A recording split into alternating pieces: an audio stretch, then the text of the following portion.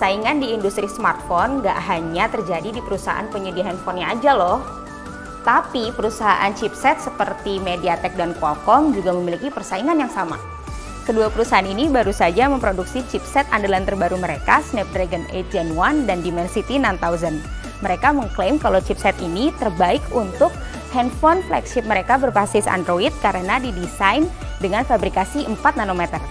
Kendati demikian, sebuah postingan dari leakers di Twitter @universeeyes baru saja mengungkap kemampuan prosesor MediaTek Dimensity 9000.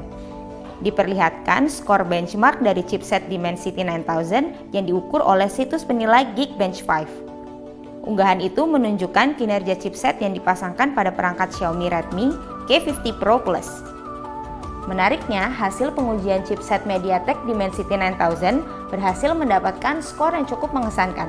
Terlihat kalau Dimensity 9000 berhasil mendapatkan skor single core sebesar 1309 poin dan 4546 untuk penilaian multicore. Dilansir dari Phone Arena, nilai itu pun dikatakan menjadi pemenang dibandingkan para pesaingnya, termasuk Snapdragon 8 Gen 1 milik Qualcomm.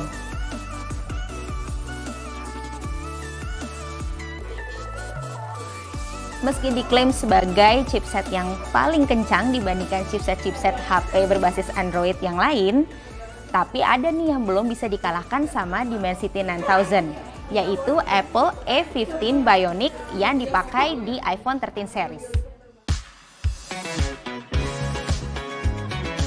Chip A15 Bionic adalah sebuah chip dengan 15 miliar transistor dan grafis baru serta kemampuan AI. Transistor adalah elemen sirkuit inti yang memproses dan menyimpan data pada chip.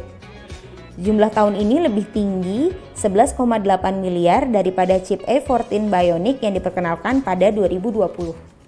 A15 Bionic dibuat dengan proses manufaktur 5 nanometer sama seperti pendahulunya.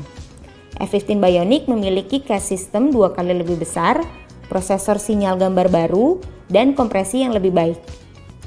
Chipset ini memiliki 2 inti berkinerja tinggi dan 4 inti efisiensi tinggi, serta GPU 5 inti. Hal ini membuat tampilan layar 28% lebih terang. Apple juga mengatakan chipset mereka lebih cepat karena didukung oleh GPU baru. Begitupun Neural Engine dengan 16 core yang lebih cepat dapat memproses 15,8 triliun operasi per detik, bekerja lebih tinggi untuk tugas AI dan machine learning. Terdapat pula prosesor sinyal gambar baru untuk tugas-tugas seperti mengurangi noise pada foto. Bagi Apple, chipset A15 Bionic ini merupakan yang terbaik dibandingkan pesaingnya. Hal ini telah dites selama bertahun-tahun melalui tes kecepatan Geekbench. Namun, perusahaan Apple sendiri tidak memberikan rincian tentang seberapa baik A15 Bionic dibandingkan dengan A14 Bionic. Dilihat dari masing-masing performa chipset, memang A15 Bionic milik Apple sedikit lebih unggul dibandingkan Dimensity 9000. Meski begitu, Dimensity 9000 tetap bisa menjadi chipset yang diperhitungkan. Karena harganya juga relatif lebih murah dibandingkan dengan chipset A15 Bionic yang ada pada handphone-handphone milik Apple. Tapi balik lagi, semuanya tergantung kebutuhan dan budget kalian masing-masing. Itu dia gengs, perbandingan chipset Apple Bionic 15 dengan Dimensity 9000. Menurut kalian, apakah sekarang waktu yang tepat untuk beralih ke kedua chipset tadi? Atau lebih baik nunggu tahun depan yang pasti bakalan ada chipset terbaru dan pasti lebih unggul dari keduanya?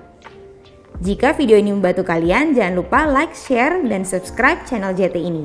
Sampai ketemu di video selanjutnya gengs, bye-bye!